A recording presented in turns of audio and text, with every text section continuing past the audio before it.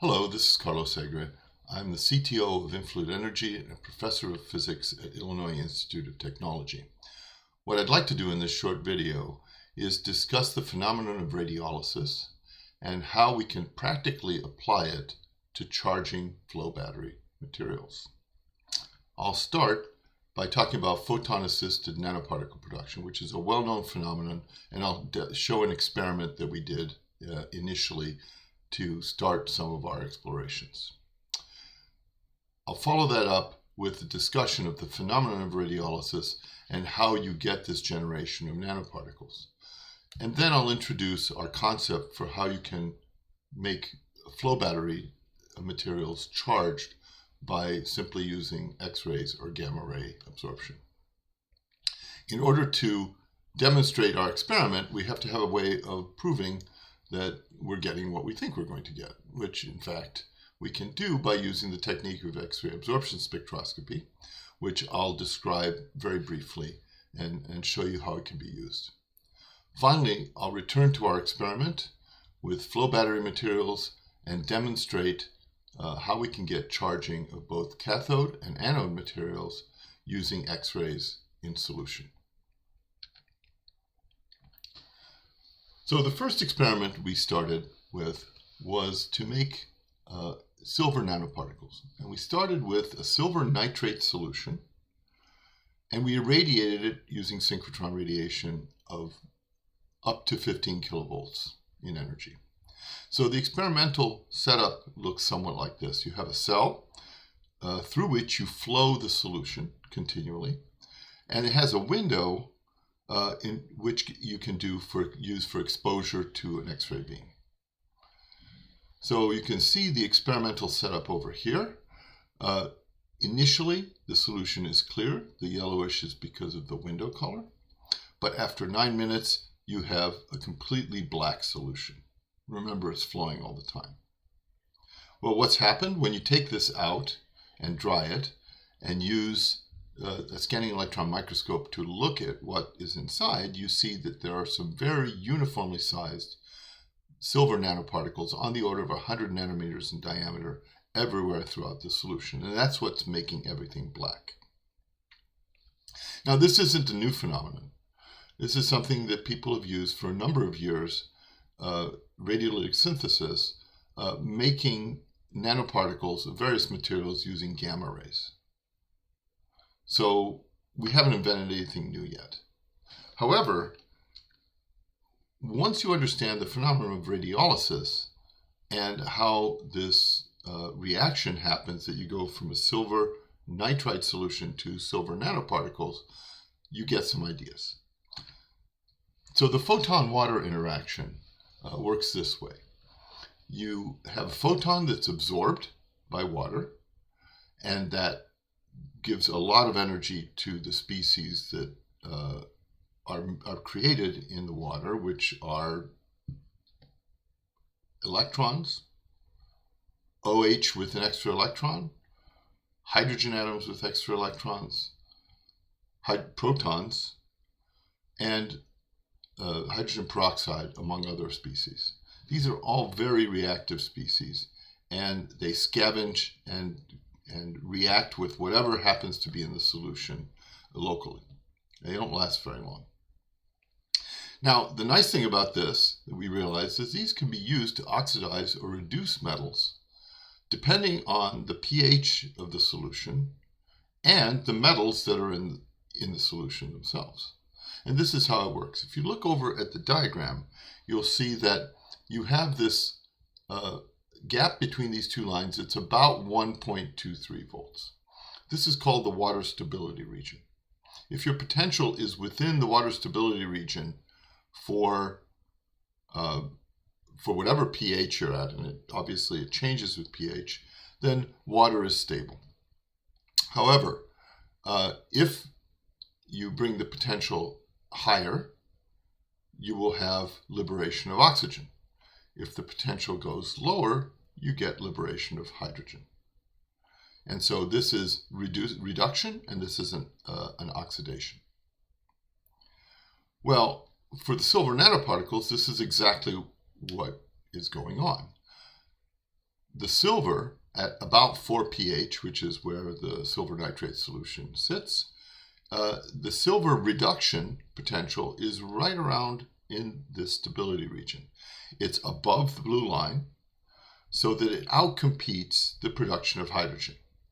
The reaction that happens is the following. You have silver +1 in the solution.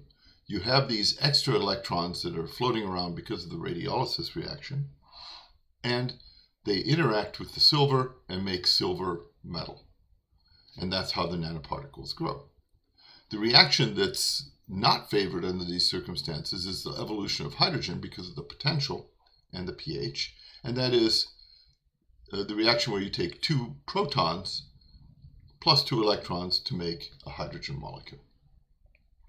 Well, this notion then gives you the idea that perhaps you can use this by putting the pH at the right position and having the right species in this solution available to be reacted with the reactive species that come out of radiolysis to charge an anode and charge cathode.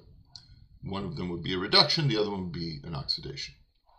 So our idea is to take anodic and cathodic nanofluids so that you have material suspended in a solution at pH 11, roughly. And one of the materials contains manganese in the +3 state. And its potential for oxidation is sitting just below the water stability line.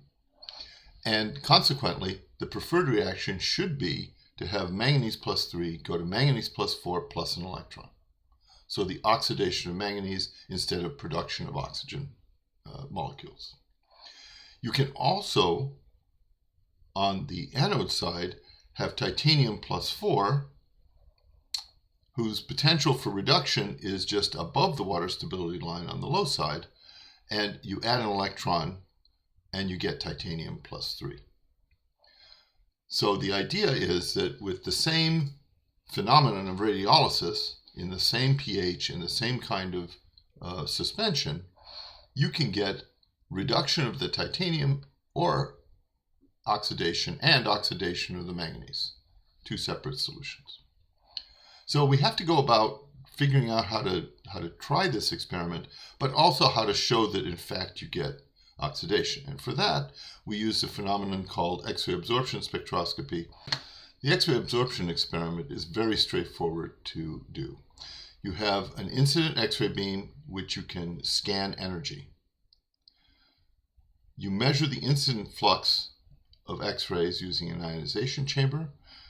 The X-rays then fall on the sample. You measure the transmitted beam, or you measure the fluorescence beam that comes from after the absorption of photons in the sample. You can then calculate the absorption coefficient as a function of energy. Remember, you sweep the energy that's coming into the sample. And that's calculated by taking the natural log of the incident intensity divided by the transmitted intensity, or equivalently, the ratio of the fluorescence intensity divided by the incident intensity. Both of them give you something that's proportional to the absorption coefficient. The phenomenon in detail is quantum mechanical, and it works sort of like this, in a very simplified way. The X-rays come in, get absorbed by the target atom. There's enough energy to kick out a photoelectron. That photoelectron is a quantum mechanical particle, and therefore it has a wave nature. And we can visualize it as expanding as a spherical wave.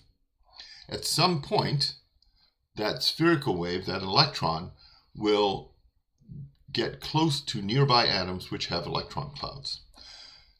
The electrons are negatively charged and they interact, and some amount of those electrons, or some fraction of the electrons, will be scattered backwards towards the original absorbing atom.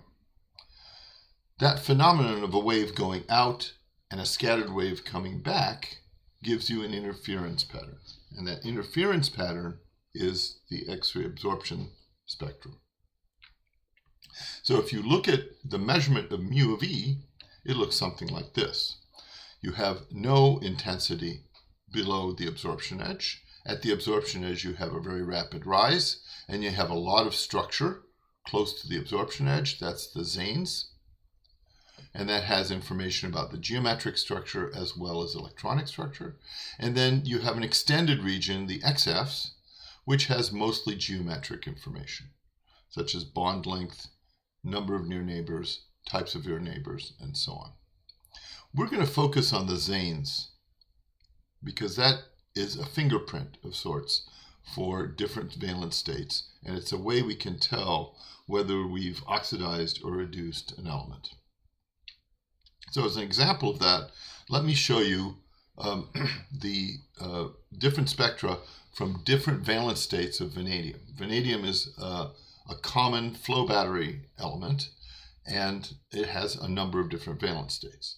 We start with the metal. Vanadium metal is 0. It has an absorption edge at this energy, which is about 5463 or so electron volts. And if you then look at V2O3, which is vanadium plus 3, that absorption edge has moved quite a bit farther up in energy. And the reason it moves up in energy is because as you increase the valence, the positive, net positive charge of those vanadium atoms, because the oxygen draws the electrons away from the vanadium, you have less screening in the core, in the nucleus, and therefore the electrons which remain are pulled more tightly in and bound to the atom and to the nucleus, and consequently it takes a little bit more energy to kick them out. So that energy is maybe 10, 12 electron volts higher, something like that. So that's vanadium plus 3. If we then look at this lithium vanadiphosphate, which is a battery material, the energy is even higher. That's a plus 4 state. The final one I have here is vanadium plus 5. That's V2O5, and that's even further up. That's the farthest up. So fundamentally, leaving aside the pre-edge features, which have other meanings, but fundamentally, as you increase the valence of an atom, the absorption edge goes up. As you decrease it, it goes down in energy. And so this provides a very nice probe of whether you've charged a material, that is, whether you've oxidized it or reduced it. So this is back to the previous slide, and we can see again that our goal is to see if we can take the manganese plus 3, oxidize it to manganese plus 4, liberating an electron using radiolysis, and similarly whether we can take titanium plus 4, add electrons from radiolysis, and make titanium plus 3. So the experiment we did was as follows. We started with some quantity of suspensions of titanium dioxide nanoparticles and another suspension of lithium nickel manganese oxide nanoparticles. This is a battery material. This can be used as a battery material as well. And these are in 1 molar lithium hydroxide electrolyte. So it's water and lithium hydroxide. And so this is an anode material. This is a cathode material. We want to reduce this one, and we want to oxidize this one. We take this fluid, which you can see a reservoir here, and we pump it using our peristaltic pump through a chamber where it gets exposed to X-rays. And you can see the tubes going out and the tube coming back here. In the middle picture, you can see the way this is the window from X-rays coming out of the beamline, and here you have the tube where the fluid is being pumped through. You can see a better view of that over on the right, where this is just a focus on the tube itself that's mounted on a sample holder, and you have no beam here. This is just the fluid going through. And here you have the X-ray beam on, and it's fluorescing, so you can see the size of the X-ray beam, the width of the X-ray beam as it impinges on the tube. So we do 2 experiments. We flowed 3 hours with the titanium dioxide solution, and then we changed the tubing and changed the reservoir, and we flowed 3 hours with the lithium nickel manganese oxide nanoparticles suspended in a solution. And then we took these materials out and did X-ray absorption spectroscopy measurements to see if we could see reduction or oxidation. So here we show in black the X-ray absorption edge for titanium before exposure, and then in blue after exposure, after 3 hours of exposure. You can see clearly that the edge position moves to lower energies. That means we've reduced the titanium. We also see that the pre-edge features rise, and this peak here just above the edge drops. So in fact, we've seen a reduction of the titanium from +4 state to something lower than +4 on average. If we look at the manganese, we see the opposite direction. We see that the edge position moves up, the pre-edge features get smaller, and this peak right above the edge rises, which again is an indication of oxidation. So the two reactions that we see here are titanium dioxide and the lithium that's in solution, lithium ion in solution, and you also pick up an electron from radiolysis to form some lithium titanium oxide with some amount of lithium in it. Not a full lithium because you didn't move all the way to +3, but partial. On the side of the cathode, you start with lithium, nickel, manganese, O4, and you incorporate, or you extract lithium, some amount of lithium that comes out into solution as an ion, and you extract an electron as well. And at this point, as you remove the lithium, in order to have charge balance, the valence of the manganese and possibly the nickel changes as well. The manganese is the primary one we were looking at. But then we decided, well, let's take a look also at the nickel and see if that changed as well. And while it doesn't change as much, because actually the manganese will oxidize first and then the nickel should oxidize afterwards, we do see some oxidation in the nickel as well. Not much change in the edge position, but certainly a change and an increase in this line just above the edge. So what can you do with this? Well, we thought once we've shown that we can actually charge these fluids using ionizing radiation, we can come up with an idea for a flow battery that resides in a radiation environment where you can keep charging the catholyte and the analyte continuously. So here's a schematic of such a device. You have your flow battery over here. You have your tanks of charged and discharged analyte and charged and discharged catholyte, and there's your load. And you keep pumping this, you pump this through on an outside loop where you do your charging, and you have a pump on the inside loop which discharges the battery, applying the potential and current to the load. And you do this on both sides. So what this can do is this can give you an alternative way of extracting more energy, say, from a nuclear reactor. So if you have a nuclear reactor, a lot of energy goes away in gamma rays. They're not captured. This is a way of capturing that extra radiation, that excess radiation, that wasted radiation, and increasing the efficiency of your power generation.